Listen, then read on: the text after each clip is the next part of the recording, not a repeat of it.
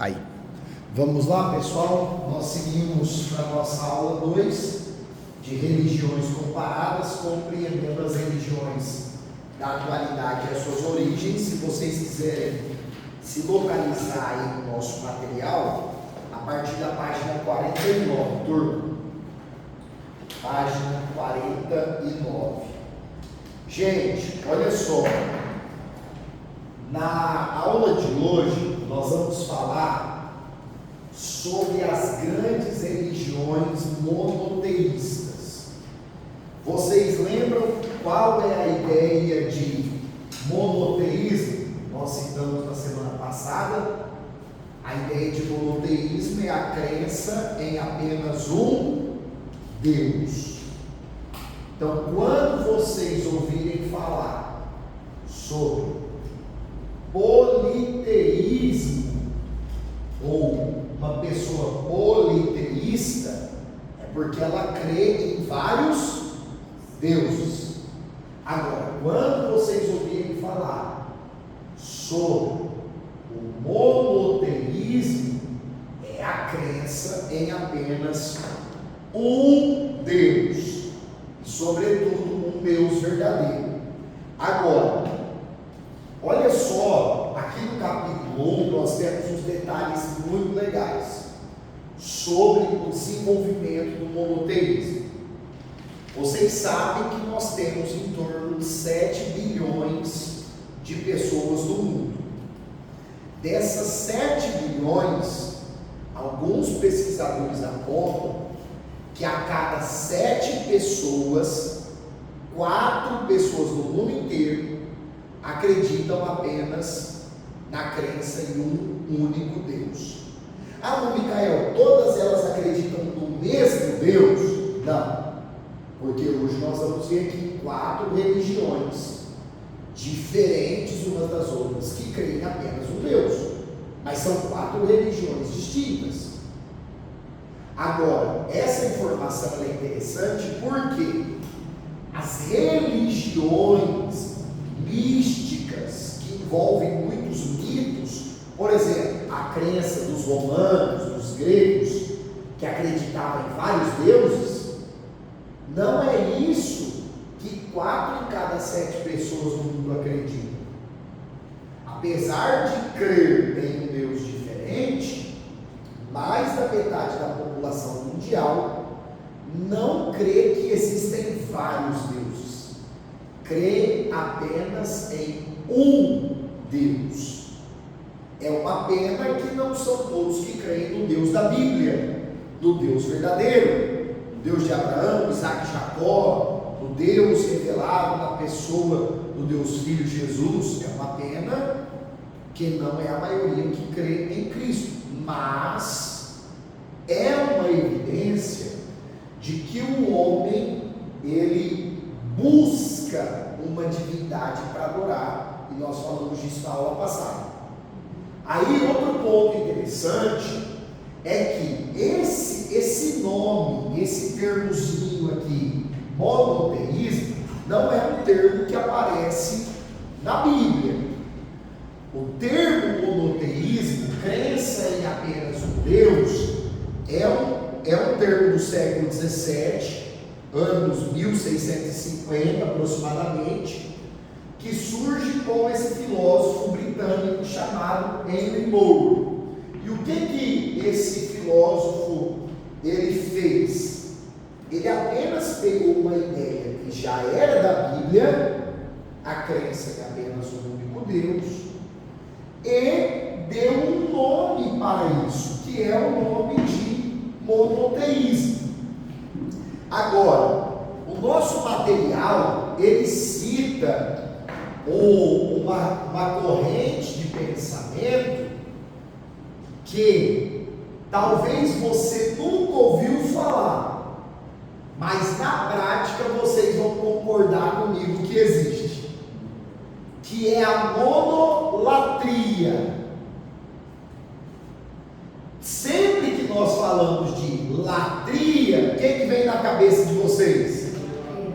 Boa, muito bom. Idolatria.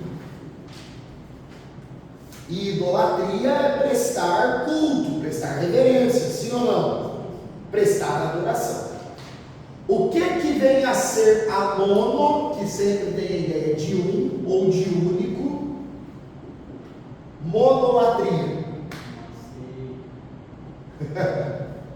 A monolatria é a ideia de que podem existir vários deuses, olha isso, mas apenas um deve ser adorado.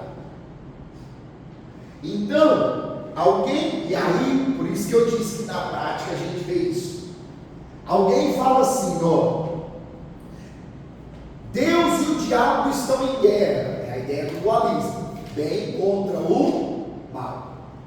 E aí algumas pessoas dizem assim, será que Deus vai ganhar? Nossa, será que Deus é mais poderoso do que o inimigo? Essa pessoa está crendo que o diabo é um Deus no mesmo nível que Deus, sim ou não? Mas ela diz assim, não vou adorar o diabo, vou escolher só um para adorar. Então eu vou adorar ao Pai, ao Filho, ao Espírito Santo.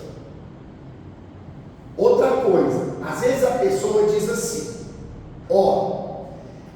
eu reverencio aqueles santos.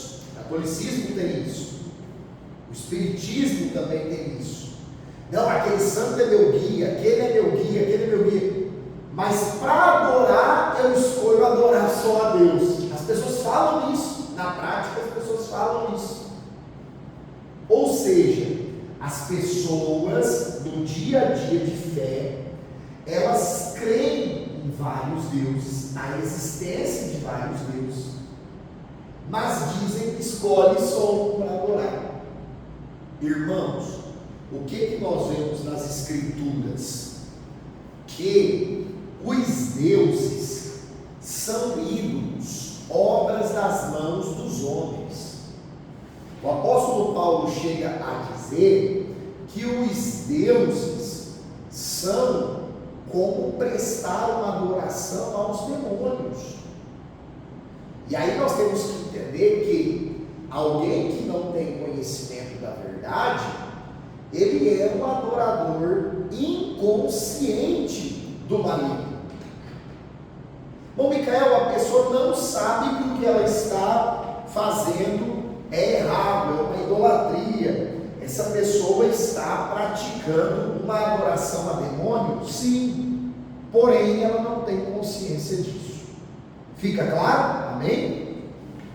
Deixa eu colocar esse negocinho aqui, porque está pegando o som. Já melhorou o som para quem vai assistir lá. Então, irmãos, vejam só, a monolatria traz essa concepção da pessoa crer em vários deuses, mas escolher apenas um para ser adorado. É um equívoco. Assim como o Deus da Bíblia é o único que deve ser adorado, ele também é o único existente. Bom, Micael, e o diabo não existe? Claro que existe, mas ele não é Deus. Ele é uma criatura. Ele era um dos anjos. E aí se torna no inimigo, no adversário, no diabo, em Satanás. Amém, queridos? Aí nós vamos falar então dessas 4 religiões. Quantas religiões? 4. Então a aula hoje nós vamos trabalhar as 4 religiões monoteístas aí dentro do nosso conteúdo do livro de religiões comparadas. Olha só, primeira religião, judaísmo. Gente, quando fala judaísmo, o que vem na cabeça de vocês? Judeus. O que mais? A lei de Moisés, a Torá, a lei de Deus, Monte Sinai. Quando fala de judaísmo, vem na cabeça de vocês também os camaradas bem barbudo, de de quipá na cabeça? Irmãos, olha só. O judaísmo ele se iniciou como uma religião, uma forma de crença com o patriarca Abraão e a sua família. Então, Abraão, Isaac, Jacó, José, e aí eles entram na Terra Prometida e assim por diante.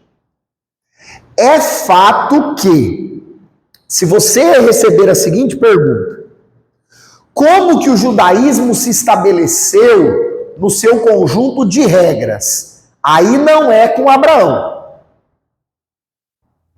é com Moisés, quando Deus entregou a lei. Por quê? No tempo de Abraão, Deus já tinha dado a Bíblia, a lei para os judeus, para o povo hebreu? Não. Então, a fé dos judeus começa com Abraão. É o pai da fé. Agora, o judaísmo, com o seu conjunto de leis cerimoniais, civis, sacrificiais, foi a partir do momento que Deus deu a lei lá no Monte Sinai para Moisés e para o povo. Agora, o que os judeus crêem? O judeu crê na mesma coisa que o cristão? O que vocês acham? Lembrando que nós estamos numa turma de teologia de cristãos. Judeu crê na mesma coisa que a gente? Nem tudo. O livro sagrado dos judeus se chama Tanakh. Qual é o nome? Tanakh. Tanakh. Escrito dessa forma. Alguns colocam T-A-N-A-C-K, mas essa também é uma forma de escrever. A Tanakh é o nome dado para a Bíblia hebraica. A Bíblia hebraica tem 24 livros. Quantos livros? Que são iguais aos 39 livros do nosso Antigo Testamento. Como? Vou mandar no grupo. Então, turma, perceba, ó. Bom, Micael, então o Antigo Testamento da nossa Bíblia é a Bíblia dos judeus. Exatamente. Mas o nosso Antigo Testamento não tem 39 livros, irmãos? Sim. Como que é igual se nós temos 39 e eles têm 24? É porque alguns livros da nossa Bíblia que estão separados, na Bíblia dele estão juntos. Por exemplo, na minha e na sua Bíblia tem 1º e 2º Samuel, sim ou não? Lá é Samuel. Na nossa tem 1º e 2º Reis, sim ou não? Lá é Reis. Na nossa Bíblia tem Esdras e Neemias. Por terem vivido na mesma época, na Bíblia deles, Esdras e Neemias é um livro só. Então, o que acontece? É igualzinho. Da mesma forma que estão os nossos 39 livros, eles condensam esses livros que a nossa Bíblia separou, para ficar mais fácil para a gente entender, e ficou apenas 24 livros. É o mesmo conteúdo. Fica claro? Amém? Então, se um dia você vê numa livraria evangélica, num site lá evangélico, a Tanakh dos judeus. Ah, eu vou comprar. O que é isso? É o Antigo Testamento. Fica claro? Agora, irmãos. Agora. Qual é a separação que eles fazem do Antigo Testamento? Eles não separam como nós. Na teologia cristã, nós separamos Pentateuco, livros históricos, livros poéticos e profetas. Alguns até separam profetas maiores e profetas menores. Não é essa a divisão nossa? E aqui na teologia nós temos uma matéria para cada um desses aqui, que quem já estudou, já pegou, e quem não passou vai passar por cada uma dessas matérias aqui que são tops, excelentes. Eles não separam assim. Como que eles separam? Torá. O que é a Torá, gente? É o Pentateuco. São os 5 livros de Moisés. São os 5 livros da lei. Qual que é a segunda separação que eles fazem? Os profetas. E nos profetas, eles mesclam aqui, tanto profetas maiores quanto os profetas menores. E os livros de história e os poéticos, eles chamam de escritos. Lembrando que, para os judeus, o livro dos Salmos é um livro de orações e canções. Não é? Eles não usam salmos igual a gente. Já percebeu que, às vezes, Moliger, a gente lê um salmo e quer entender o que estava acontecendo com aquele escritor, por que ele escreveu? A gente não faz isso? Nossa, o que será que Davi estava passando que ele escreveu esse salmo? Para os judeus, eles não entendem salmos tanto como um livro.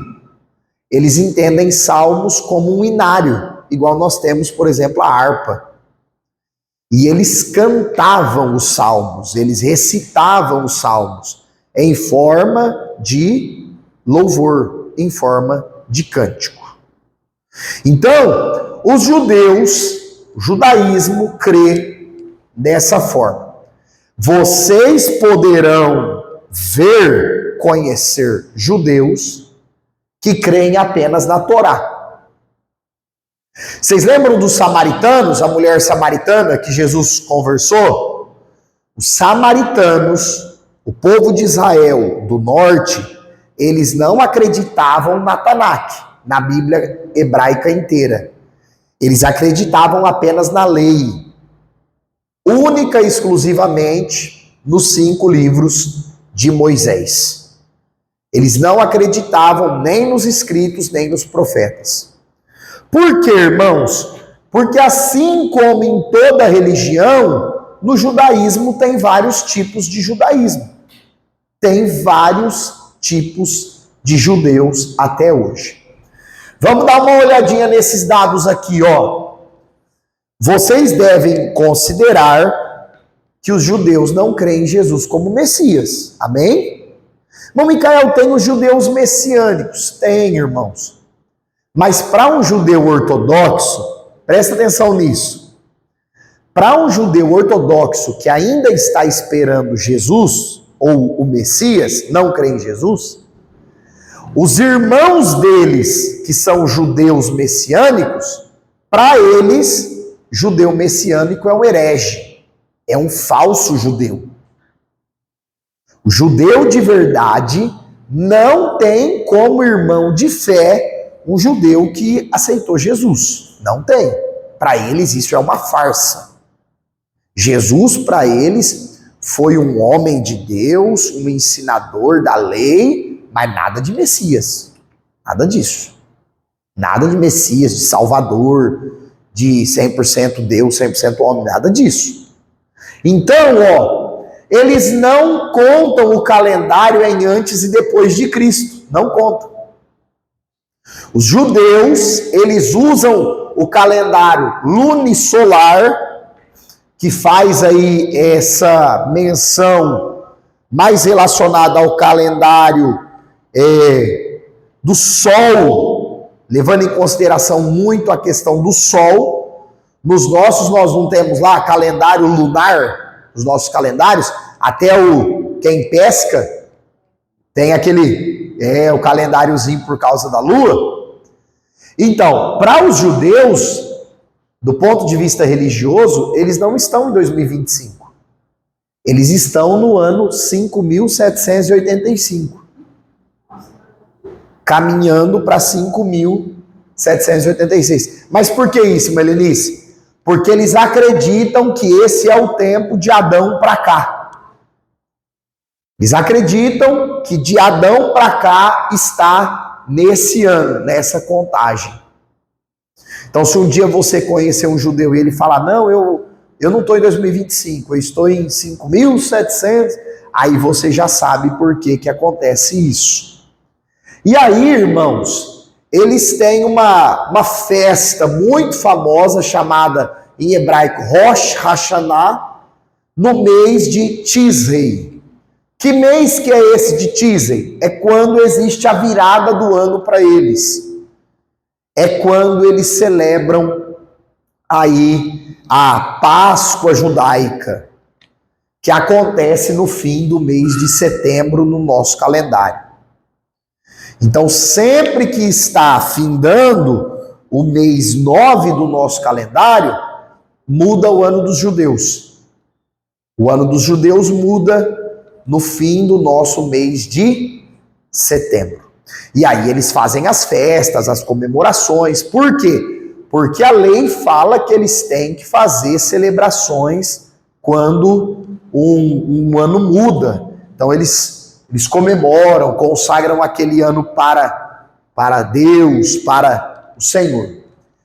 Se nós formos considerar uma pesquisa atual, gente, lembrando, tudo que é número é aproximado, amém?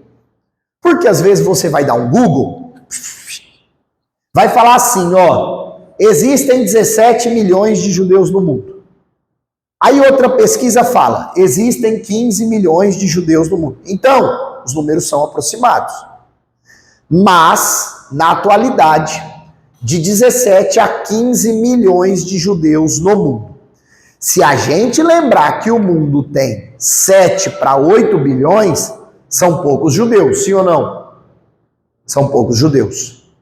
No mundo todo, são poucos. 6 milhões, aproximadamente 40%, vivem em Israel. E detalhe, esse número era muito menor.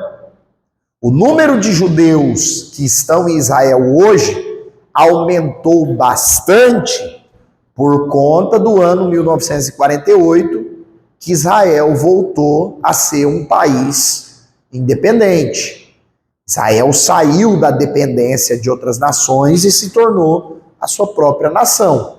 E aí os judeus que moravam fora começaram a... E onde já dizia sobre isso? A Bíblia já falava que isso iria acontecer. Bom, Micael, se a gente pensar no Brasil, 120 mil judeus moram no Brasil atualmente. Gente, não é muita coisa. Não é muita coisa. Vamos pegar, por exemplo, isso aí daria um pouco mais, ou um pouco menos do que duas Fernandópolis. Pouco menos do que 2 cidades nossas. Não é tanto, considerando o Brasil inteiro. O que vocês acham? Se a gente for considerar o Brasil inteiro, não é tanto. E aí, olha a diferença. Nos Estados Unidos, por exemplo, 7 milhões e 500 mil judeus. Já melhora bem o número, hein? Então, 7 milhões e 500 mil judeus. Moram mais judeus nos Estados Unidos do que em Israel. Por que isso acontece, irmãos? Porque Israel, queridos, atualmente é um país, do ponto de vista político, complicado por conta das guerras. Se você pensar, ontem até eu comentei isso com um irmão, se você pensar em Tel Aviv, que é a capital política de Israel, onde está o aeroporto, os grandes hotéis e tal, é uma cidade de primeiro mundo, chiquérrima, chiquérrima, chiquérrima. É nível São Paulo, assim, dos pontos mais belos de São Paulo, de Brasília, de grandes metrópoles brasileiras. Agora, a capital religiosa, que é Jerusalém, que é onde estão as terras bíblicas, gente, ali é muito complexo, porque é um território dominado por cristãos, judeus e muçulmanos. Tem lugar em Jerusalém que mesmo que você seja judeu, Mesmo que você comprove que você é descendente do rei Davi, por exemplo. Não, tá aqui, ó, a minha família é descendente do rei Davi. Tem lugar que você vai chegar, que o soldado vai colocar a mão, vai dizer, aqui você não passa. Como assim aqui eu não passo? Eu sou dessa terra. Não. Esse pedaço aqui, ó, pertence a outra religião. Aqui você não pisa. Aqui você não entra. Então, é um tanto quanto complexa a situação, principalmente em Jerusalém hoje. E hoje, o judaísmo possui muitas ramificações, como nós falamos. Tem judaísmo messiânico, que é o pessoal que acredita em Jesus, mas quer continuar sendo judeu. De vez em quando eles aparecem para pregar nas igrejas evangélicas. Eu acho isso uma barbaridade. Se você, por exemplo, se a gente convida um rabino judeu para vir aqui dar uma aula dessa, falar de judaísmo, é legal, sim ou não? Muito legal. Agora, outra coisa é colocar o cara no púlpito para pregar num domingo à noite. Não faz sentido, irmãos. A pessoa não crê única e exclusivamente em Cristo Jesus. E Paulo confrontou fortemente esses camaradas na carta aos Gálatas. Por quê? Porque eles se diziam cristãos e em contrapartida falavam, se não guardar o sábado não vai para o céu. Se comer porco não vai para o céu. Se não guardar a festa da lua nova, da mudança do ano, não vai para o céu. Como assim? Quer seguir os ritos da lei ou quer seguir o evangelho de Cristo? E aí dentro do judaísmo também possui outras ramificações além do judaísmo messiânico. Então, é bem diversificado atualmente. Aí nós vamos para o zoroastrismo. Quem já ouviu falar disso?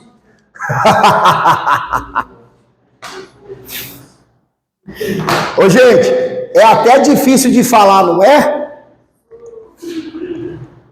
Tenta aí. Quem vai tentar?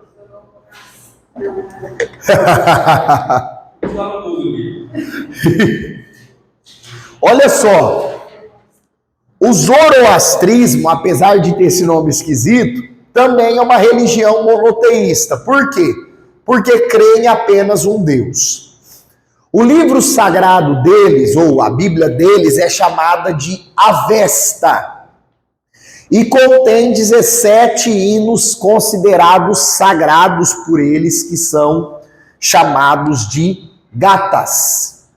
Irmão Micael, qual que é o Deus que eles adoram? Ahura Mazda.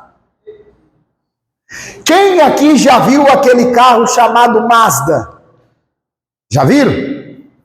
Foi um carro que vendeu pouco, né, João? É feio também que dói, misericórdia.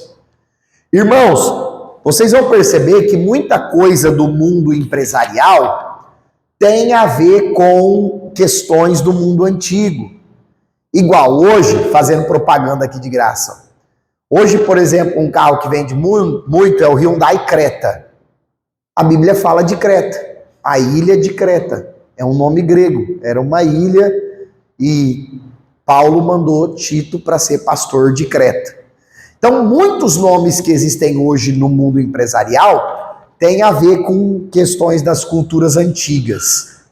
Isso aí acontece muito. E aí, o Ahura Mazda é o deus adorado na religião do zoroastrismo. Agora, olha só, eles têm tipo de um diabo também. Lá também tem um diabo. Quem é? O Arimã.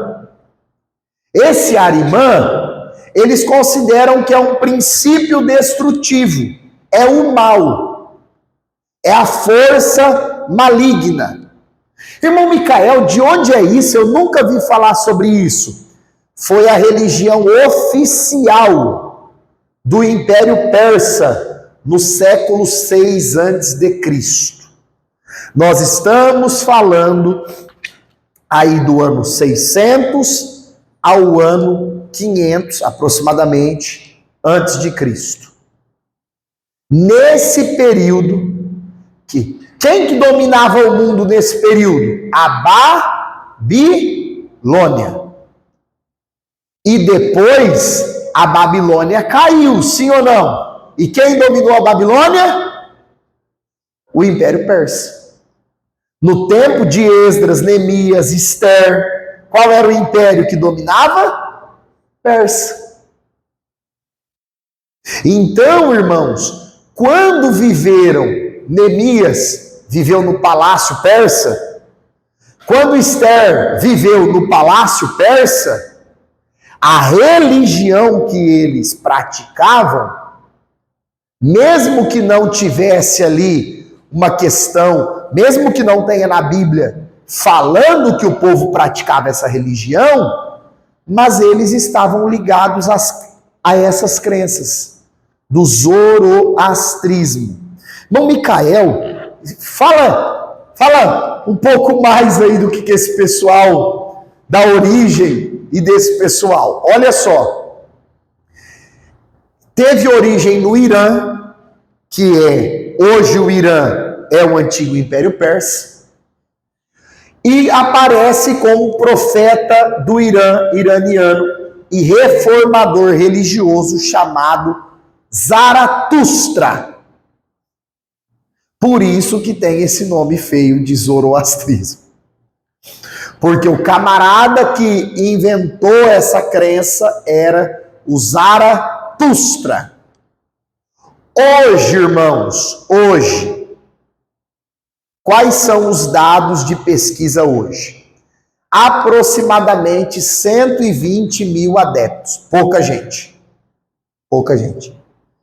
Eles têm aí, que cidade que tem 120 mil pessoas hoje, aproximado aí? Vocês lembram? Tem alguma em mente? Eu acho que se juntar Fernandópolis e Jales, de repente, dá isso? Acho que dá. Mas vai dar isso aí. 120 mil pessoas. São poucos adeptos. 15 a 25 mil deles ainda estão no Irã, que foi onde surgiu. Irmão Micael, por que todo o Irã, antiga Pérsia, não é do zoroastrismo? Porque, irmãos, o islamismo dominou. Então, de 15 a 25 mil seguidores lá. E 50 mil seguidores aonde? No país mais religioso do mundo, que se chama Índia. Então, lá na Índia, onde existem 200 milhões de deuses,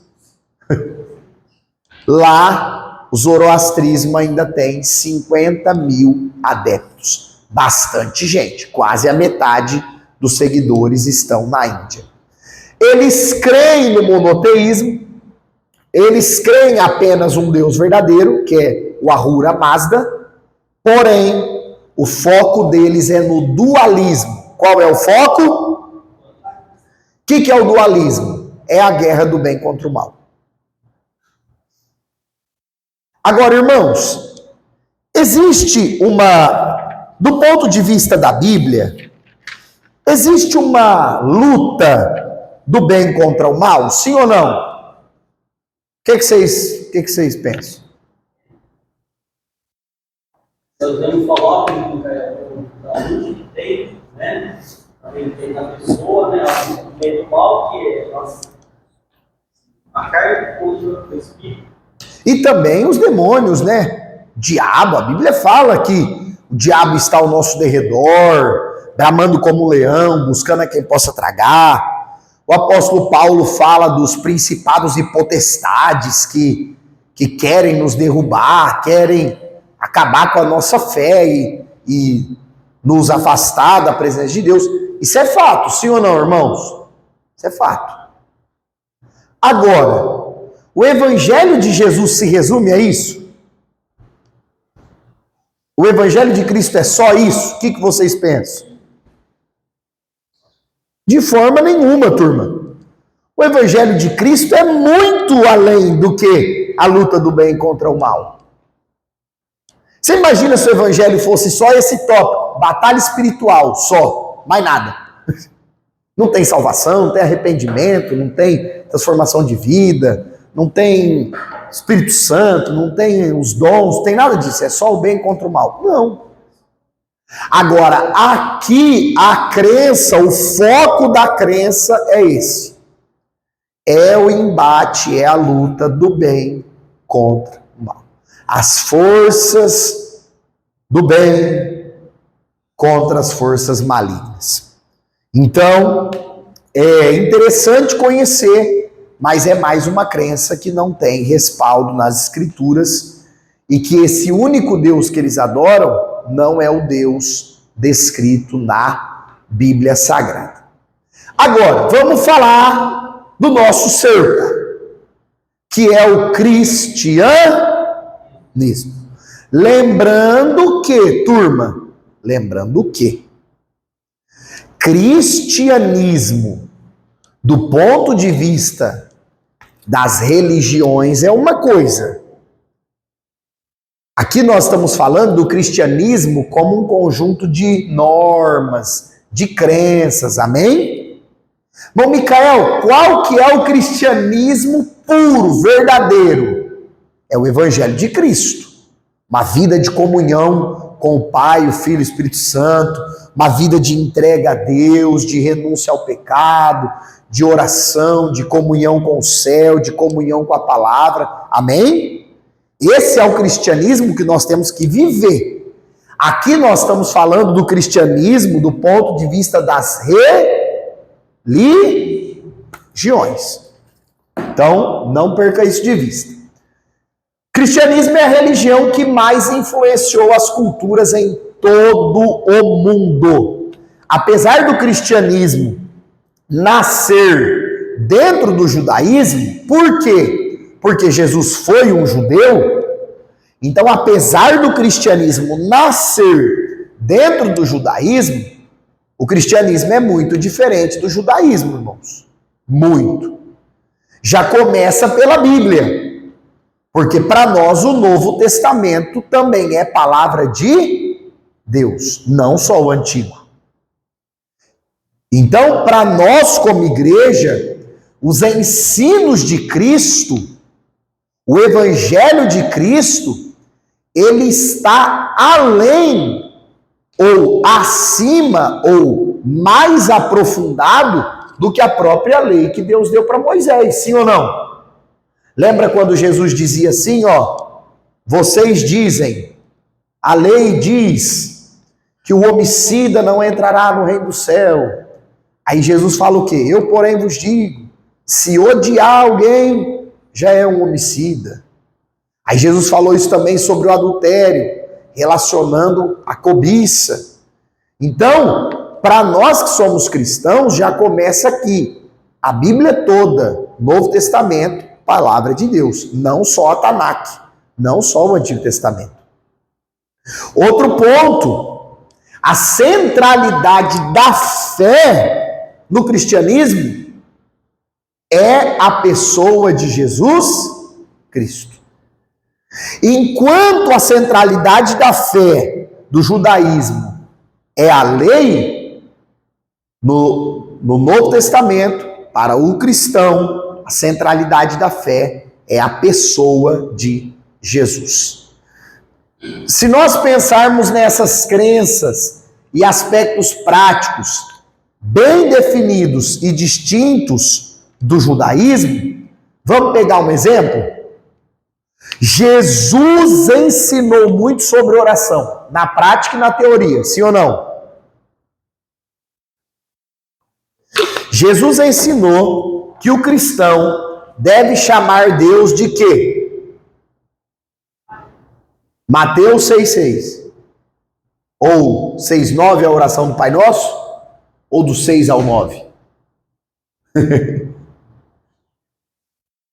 Mas Jesus ensinou a gente chamar Deus de Pai. Irmãos, isso aqui no judaísmo é uma aberração. No judaísmo, eles nem chamavam Deus de Deus. Não chamavam. Porque eles tinham medo de quebrar o terceiro mandamento. Não tomarás o nome do Senhor teu Deus em vão. Então eles não tinham o costume de chamar, ó Adonai, não. Eles tinham o costume, muitas vezes, de dizer o nome.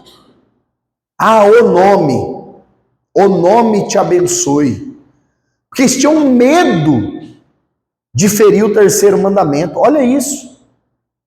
E aí Jesus vem e traz um aspecto prático da oração totalmente diferente. Quando orais, orareis assim: Pai nosso que está no céu. Isso para o judeu era algo completamente diferente. Era extremamente chocante, conflitante. Ah, irmão Micael, gente, isso é muito claro para nós, sim ou não? Essa distinção de judaísmo e cristianismo. O problema, e a gente precisa estudar isso, é que hoje em dia tem igreja querendo voltar a ser sinagoga. Tem movimentos evangélicos querendo voltar a ser judaísmo. Nós falamos aqui alguns meses atrás, vocês lembram daquela imagem que eu trouxe? É a igreja com a Arca da Aliança, é a igreja com os obreiros vestidos de sacerdote, é a igreja com um candelabro. Irmãos, isso é uma besteira. Não, irmão Micael, nós temos que lembrar dos elementos da fé. Cristianismo não é pautado em elementos de fé. Vou dar um exemplo para vocês. Eu acho bonito, viu, gente? Eu acho bonito. Não estou dizendo que eu acho que tem valor espiritual. Mas eu acho bonito a tradição católica de usar o crucifixo. Por exemplo, a pessoa coloca um colarzinho com crucifixo. Eu acho algo bonito. Agora, o cristianismo é um colar de cruz? É isso que é o cristianismo? Não, irmão, mas se eu andar com essa cruz aqui, eu estou abençoado. Você vai ser mais ou menos abençoado em andar com a cruz pendurada no pescoço? Lógico que não, irmão. Nada a ver, não tem valor espiritual nenhum andar com crucifixo. No catolicismo tem todo as igrejas católicas, por exemplo, sempre na frente tem lá a cruz. Algumas igrejas evangélicas na Europa seguem essa tradição e não é pecado nenhum. Tem uma cruz lá, no altar costuma ter uma cruz, aí às vezes coloca um manto vermelho. Se for algo simbólico, decorativo, benção pura, bonito, não influencia nada. Agora, o que nós não podemos querer fazer? Não, irmão, essa cruz está aqui porque ela é espiritual. Que espiritual, irmão?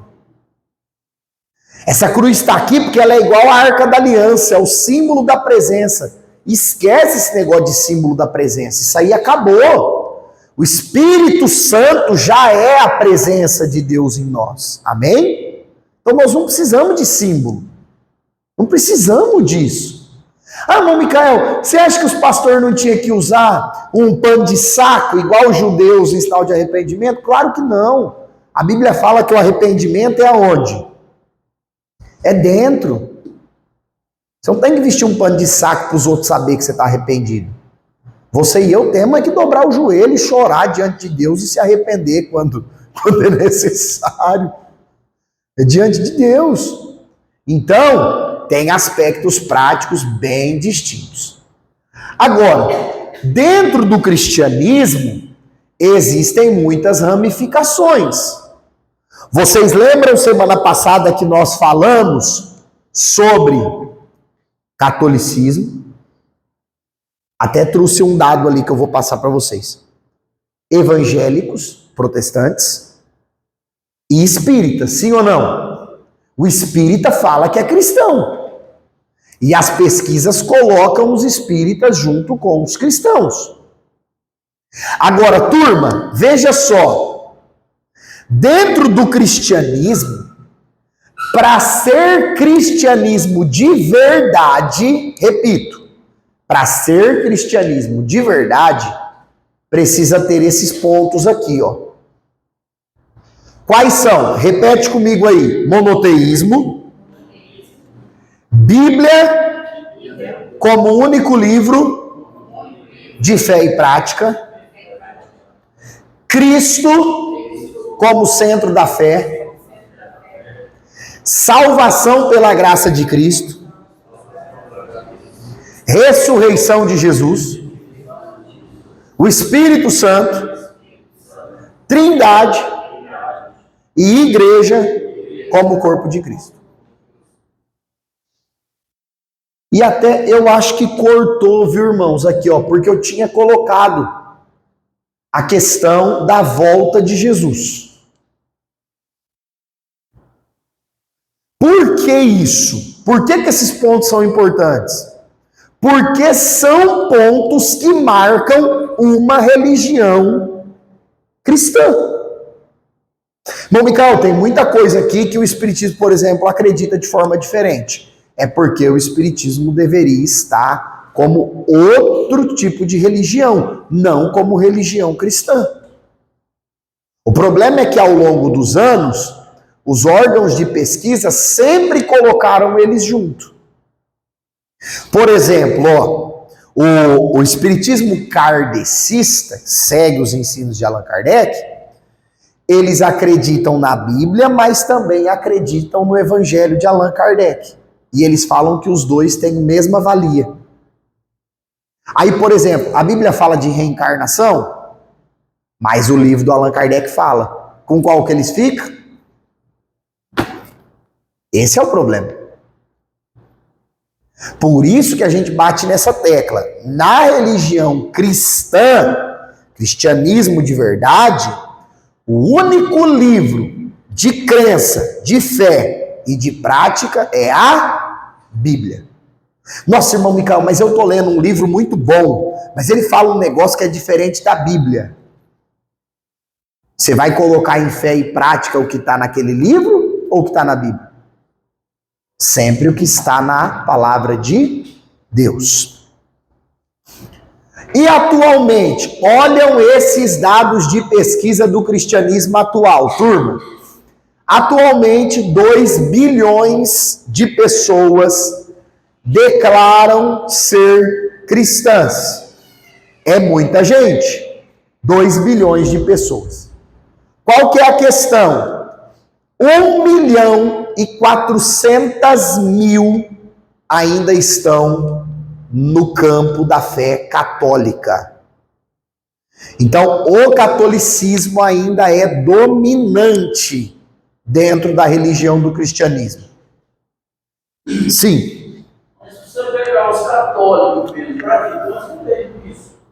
Porque a maioria para mim só tem. Não vai à igreja, não reza. Esse é o ponto, meu Haroldo. O que acontece? Em alguns países como o Brasil, quando a pessoa não vai em igreja nenhuma, não participa de culto, de missa, de nada, o que ela fala? Sou católico. E isso é cultural, irmãos. Por quê? Porque o nosso país foi colonizado por Portugal e os portugueses levavam nos barcos os padres católicos.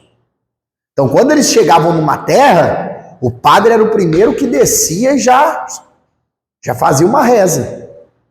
Então, o nosso país, como sofreu essa influência do catolicismo, gente, vocês já pararam para perceber? 90% dos feriados é o quê? É tudo feriado católico, já perceberam isso? Então, o que acontece? No nosso país tem isso.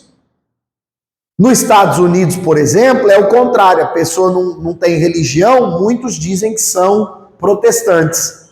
Mas não vai numa igreja, não participa de um culto, faz anos. Então, olha só, do ponto de vista das pesquisas, ainda é essa maioria, 1.400.000 pessoas no mundo. E se nós considerarmos os evangélicos, 720 milhões de pessoas. É bastante, gente. Bastante. Se nós pensarmos que o Brasil tem em torno de, alguns falam 220, 230 milhões de pessoas, São aí praticamente três Brasil. 3 países do Brasil no mundo em questão populacional de evangélicos protestantes. E aqui entra tudo, né? Aqui entra tudo. Entra pentecostais como nós, Assembleia de Deus, Deus é Amor, Congregação, Quadrangular, entra os tradicionais, batistas de todo tipo, presbiteriano de todo tipo, entra os ministérios que às vezes tem uma igreja só no Brasil inteiro, entra tudo aqui no Evangélicos. Até os neopentecostais entra aqui, que é o pessoal que só fala de batalha espiritual e financeiro, milagre financeiro, porta aberta. Entra tudo aqui nesse número. Se nós formos considerar os espíritas nessa conta, 13 milhões de pessoas. Não é muita gente. Não é muita gente. Qual que é o problema? É que, infelizmente, muitos católicos, igual o irmão Haroldo citou, que não são praticantes, não são católicos que leem a Bíblia Católica, não são católicos que frequentam as missas, não são católicos que fizeram catequese, essas coisas todas. Muitos desses católicos, às vezes, vão lá uma vez por ano na igreja católica e também frequentam. Você conhece alguém assim? Tem muito, mas muito. Que vai. Aí, olha aí. E às vezes, se você vai conversar com uma pessoa dessa, o que ela vai dizer? É cristianismo também. É cristianismo. Ou aceitou, mas ainda não conhece quem é ele, né, Moro? Então, irmãos, olha só, aqui é um dado aí. E quando nós vemos esses dados, fica ainda mais alarmante a necessidade de nós evangelizarmos. Por quê? Quase 8 bilhões de pessoas no mundo, 2 bilhões, é 1/4, conhece Jesus. O problema é que muitos desses não conhecem o Jesus da Bíblia, Jesus de verdade.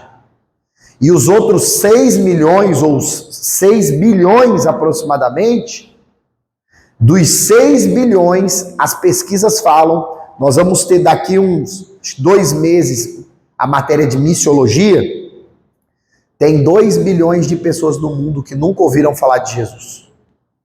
Aí você fala assim, irmão Micael, não é possível, hoje tem a internet, hoje tem televisão. Irmãos, tem países que nem energia elétrica não tem, que de lá internet e televisão.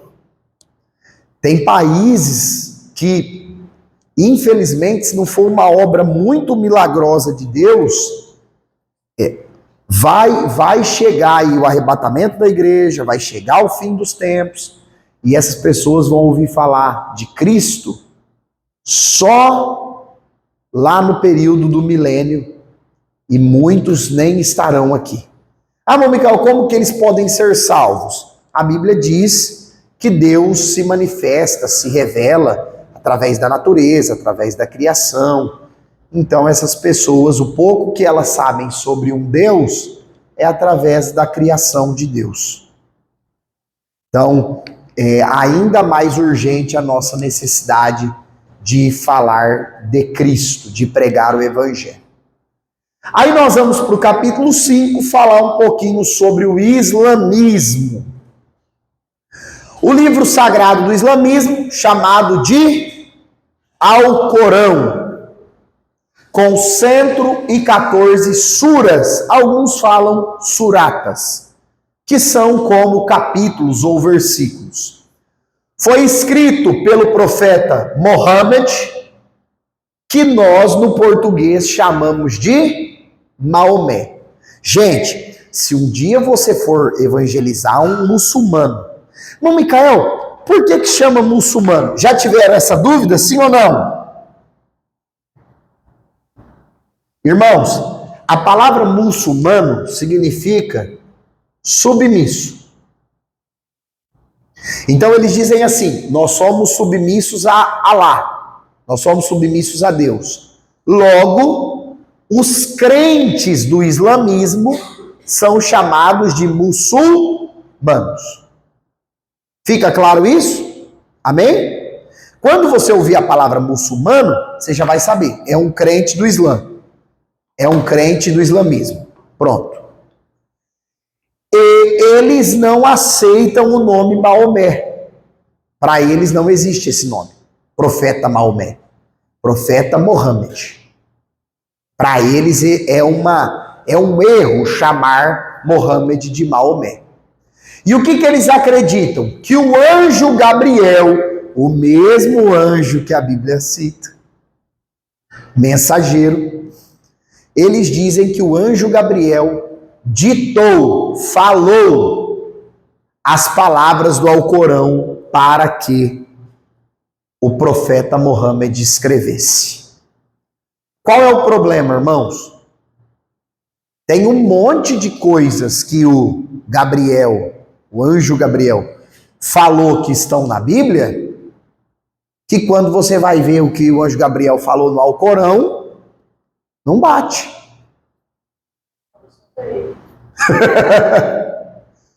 Então, assim, existem suratas no Alcorão que incitam a violência contra judeus e cristãos. Como que o anjo Gabriel falou de violência contra os cristãos se foi o anjo Gabriel que falou para Maria que o Cristo viria? Então não faz sentido. Ah, não, Micael, por que Deus para eles chama Alá? Porque Alá é a palavra Deus em árabe. Como o islamismo é uma religião que nasce naquela região do mundo da Arábia, e já nós vamos até colocar um ponto aqui, na língua árabe o nome Deus é Alá. Se você for pregar numa igreja árabe, igreja evangélica, nós na igreja evangélica chamaríamos Deus de Alá. Mas como nós vamos estar pregando a Bíblia, a pessoa sabe que não é o Alá do Mohammed, é o Alá verdadeiro. Quando eles se referem a Alá, às vezes, está referindo ao próprio Deus. Não, na concepção deles, Ralph, é o Deus do islamismo. Então, quando eles se referem a Alá, eles estão se referindo ao Deus que enviou o seu profeta Maomé. Não ao Deus Pai, ao Deus Filho Jesus ou ao Deus Espírito Santo que aparece na Bíblia, não. E aí, irmãos, olha só. Essa religião surgiu com o Maomé, ou Mohammed, por volta aí dos anos 570, 600, depois de Cristo. Depois de Cristo. Irmão Micael, a igreja já existia nesse tempo aqui, irmão? Sim ou não? Sim. Qual foi o problema?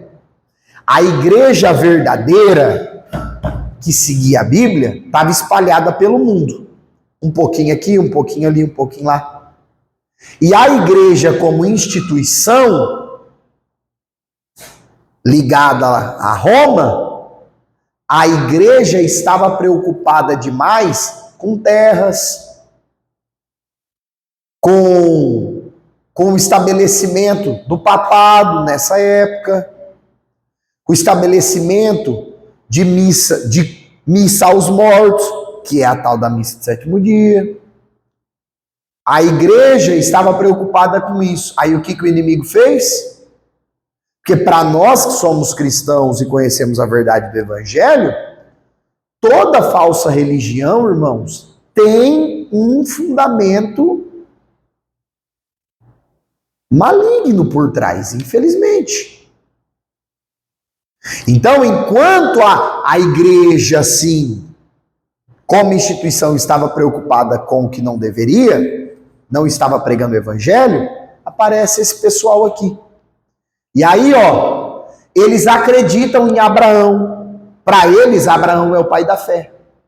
Eles acreditam em Moisés. Eles acreditam em Jesus, não como Messias, Salvador. Para eles, os personagens que tem na Bíblia judaica e na Bíblia hebraica são respeitados como mensageiros. Certo? Eles dizem assim: Abraão foi um mensageiro de Alá, Moisés foi um mensageiro de Alá, Elias foi um mensageiro de Alá, Jesus foi um mensageiro de Alá. Mas quem é o maior mensageiro que Alá já enviou? O Mohammed, o Maomé. Então, a ideia lá é que o Maomé é maior do que Cristo. Maomé é maior do que Jesus. E o que vai acontecer no ano 622 da era cristã? Eles vão emigrar para o norte de Meca, numa cidade chamada Yatrib. O nome dessa cidade foi mudado para Medina. Vocês já viram uma imagem na internet que os muçulmanos se reúnem num templo gigantesco na cidade de Medina? Quem já viu essa imagem? Depois eu vou mandar lá no grupo para vocês verem. Irmãos, gigantesco. Por que eles fazem isso? Porque Medina se tornou a cidade do profeta Maomé. E o Alcorão estabelece, a Bíblia muçulmana estabelece, que todos os seguidores do Islã, pelo menos uma vez na vida tem que ir lá. Tem que ir. É como se a Bíblia dos cristãos dissesse assim: pelo menos uma vez na vida o cristão tem que ir em Jerusalém. Porque Jesus passou por lá, Jesus viveu lá, então tem que ir lá pelo menos uma vez na vida. Seria bom se fosse fácil de ir, né, gente? Seria uma benção. Fosse baratinho, rapidinho. Olha que maravilha. 7? Acho que será que consegue ir no preço que tá as coisas? E agora não quero não, essa guerra lá. Então veja só, irmãos, é estabelecido na lei deles essa peregrinação pelo menos uma vez no ano. Agora, vamos ver os dados atuais? Hoje, 2 bilhões de adeptos no mundo. Mesma quantidade dos evangélicos, dos cristãos. Qual que é o problema? Enquanto os cristãos têm muitas ramificações, o islamismo tem poucas. Eles estão divididos em 2 grupos principais, que são xiitas e sunitas. Alguns dizem que os sunitas são mais tranquilos. Os xiitas são os mais religiosos.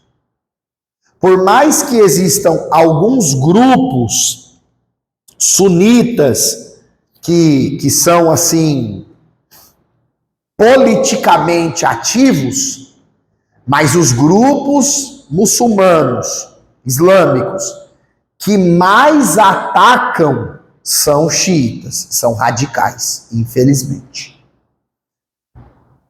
Se nós considerarmos aí, ó, desses 2 bilhões que eles estão no mundo, 230 milhões, um Brasil inteiro, vive na Indonésia. A Indonésia é o país mais islâmico do mundo.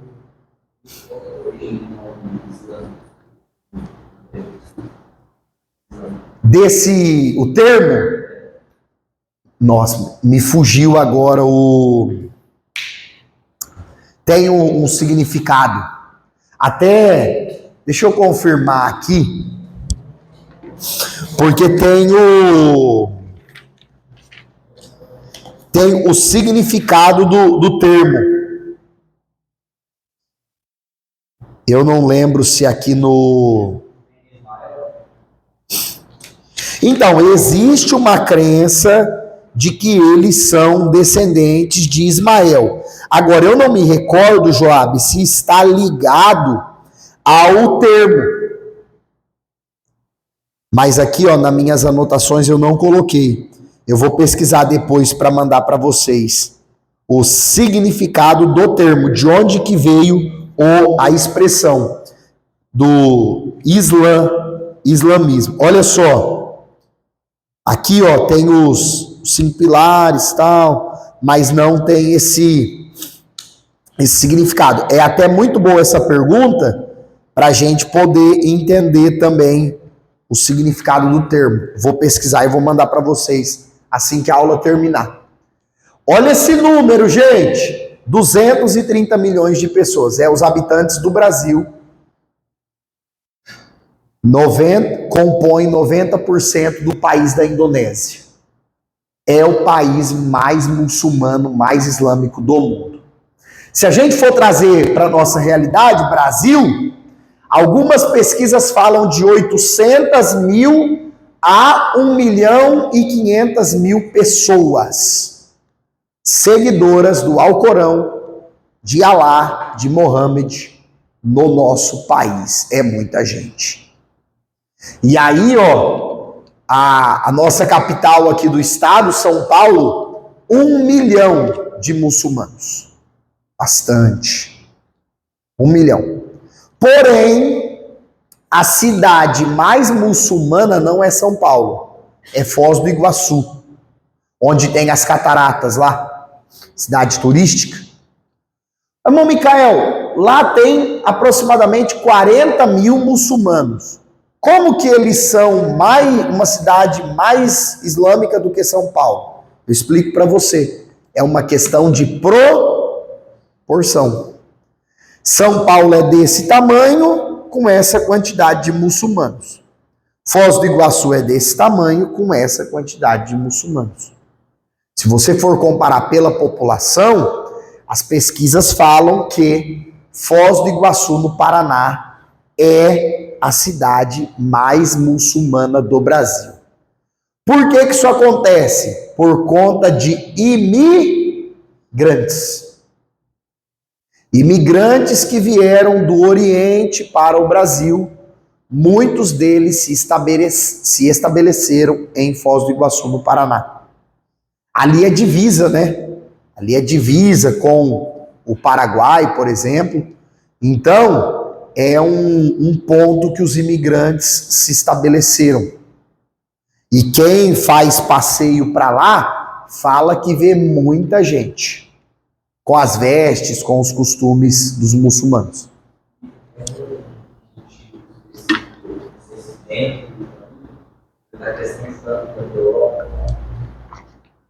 Irmãos, não é só na Europa, não. O islamismo, segundo as pesquisas, é a religião que mais cresce no mundo. Existem alguns fatores, são multifatores que contribuem para isso. Um dos fatores, olha só, no islamismo, o camarada pode ter quantas esposas quiser. As mulheres são proibidas de usar qualquer método contraceptivo. Então, você imagina um camarada casado com 30 mulheres. Quantos filhos ele tem? Um camarada. Se considerar uma mulher comum, que gera uns 2 geralmente, uma mulher que não tem aí problemas hormonais, tal, não sofre muito com essas coisas, já são 60 filhos, um camaradinha, 60 filhos. E eu tô colocando só 30 esposas, tem uns que casam mais. Então esse é um fator. Segundo fator, no islamismo, eles focam muito a conversão de crianças. Evangelizar crianças. Pregar o Islã para crianças. Por quê? Porque eles acreditam que se alguém aprender uma fé desde bebê, é muito difícil você arrancar isso dele. Isso é real, irmãos. Isso é real. Alguém que aprende uma fé, uma crença desde criancinha, para você tirar isso dele, meu Deus, é muito difícil.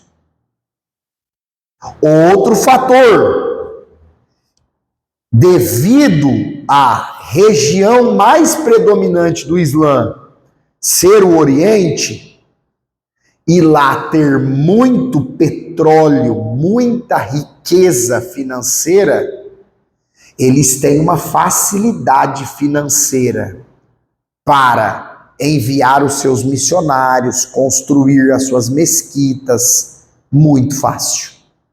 Muito fácil. Por exemplo, vamos pensar numa igreja brasileira. Vamos pensar aqui na nossa realidade. Hoje que nós somos todos da mesma denominação. Humanamente falando, desconsiderando o fator sobrenatural milagre. Quanto tempo qualquer igreja em Fernandópolis demoraria para fazer um templo para 10 mil pessoas? Quantos anos? Pelo menos uns 10 anos. Jogando baixo. Tem igrejas aqui no Brasil que fizeram templos para 5 mil pessoas que demoraram 20 anos. Porque a nossa moeda é muito fraca. E ainda, infelizmente, existe muita gente que não entende o princípio de contribuir. Então, o nosso real é fraco comparado ao custo das coisas. Quando você pensa na riqueza que esse pessoal tem em petróleo, em minério, irmãos, você pegar lá um líder muçulmano, eu vou mandar essa família aqui para evangelizar lá em Fernandópolis lá. Dinheiro não é problema. Então, é um outro fator que contribui muito. Tanto é que onde eles mais estão crescendo é na Europa. E o euro é a moeda mais pesada que tem. Olha isso. Outro ponto. Aí, o muçulmano não vai gostar que a gente fala isso. Mas é a verdade. O islamismo é uma religião que quando eles dominam uma cidade ou um país, eles forçam a pessoa a ter aquela religião. É imposta. Por exemplo, se você mudar para a Indonésia, talvez você não tenha escolha, a não ser se vestir como um muçulmano. Irmão Micael, mas você é um cristão escondido. Você pode até ser, correndo risco de morte. Então é uma religião que impõe a crença. Você é obrigado a crer nisso aqui, pronto, acabou. Então são pelo menos 4 fatores aí bem diretos. E se nós formos considerar, irmãos, uma pesquisa de 2020 ainda sobre o islamismo, nós temos no Brasil aproximadamente 90 mesquitas, é o nome que eles dão para as igrejas deles, e salas de orações com 80 centros islâmicos. Uma outra cidade no Brasil, em uma outra pesquisa que eu fiz há um tempo atrás, é Belo Horizonte. Capital mineira, é extremamente também povoada por muçulmanos. Hoje, irmãos, nos estudos de missiologia, de evangelismo, o principal desafio é esse: evangelizar o povo muçulmano. Porque é um povo, gente, que do ponto de vista religioso, eles são mais crentes do que nós. Repito, do ponto de vista da religiosidade, não de uma fé verdadeira. Eles oram 5 vezes ao dia. 5 vezes, deixa. E onde tiver, deu a hora da oração, para onde tiver, joga o tapetinho no chão e fica lá. Sempre em direção ao sol. Então, assim, fazem muitas esmolas. É uma religião que prega muito as esmolas. Por quê? A escola bíblica até vai falar sobre isso domingo agora. No islamismo, a salvação é por obras. Se você tiver mais obras boas do que obras más, você é salvo. Se você tiver menos obras boas e mais obras más, você não é salvo. Porque para eles o ser humano não é pecador, igual a gente aprendeu semana passada. Para eles o homem não nasce pecador, vindo aí do pecado de Adão e Eva. Não existe isso. Então, irmãos, o que acontece? Se você está numa religião que você tem que acumular mais obras boas do que obras más, você não vai querer sair dando esmola, fazendo oração toda hora. Qual que é o problema disso? É muito assim, pautado no eu. Eu fiz, eu orei, eu dei esmola. Enquanto o evangelho de Jesus não é o que a gente fez, é o que Cristo fez por nós. É a obra de Cristo por amor, graça e misericórdia à humanidade. Agora, eu pergunto para vocês, o que agrada mais o ego humano? Seguir uma fé que eu não sou merecedor, mas Deus me amou. Eu não merecia, mas Cristo pagou o preço por mim. Isso constrange a gente, deixa a gente sem jeito, não deixa? Quando alguém te faz um favor muito grande, você não fica com vergonha? Porque isso quebra o nosso orgulho. E o evangelho, ele tem essa proposta, quebrar o orgulho humano. Agora, a crença islã, ela não quebra o orgulho, ela exalta o orgulho do homem. Não, Alá vai me salvar porque eu orava 5 vezes ao dia. Alá vai me salvar porque eu tenho mais boas ações, mais obra de caridade do que erro. E aí, irmãos, é um dos pecados que Paulo condenou dos judaizantes, porque eles tinham um orgulho religioso. E aí o que o apóstolo Paulo fala? Se tinha alguém que podia se orgulhar da religião, era ele. Por ser fariseu, perseguidor dos cristãos e tal. E aí o que ele fala? Eu peguei todo o meu orgulho religioso e considerei como esterco. Amém, queridos? Deus abençoe em nome de Jesus. Vou pausar aqui. Essa aula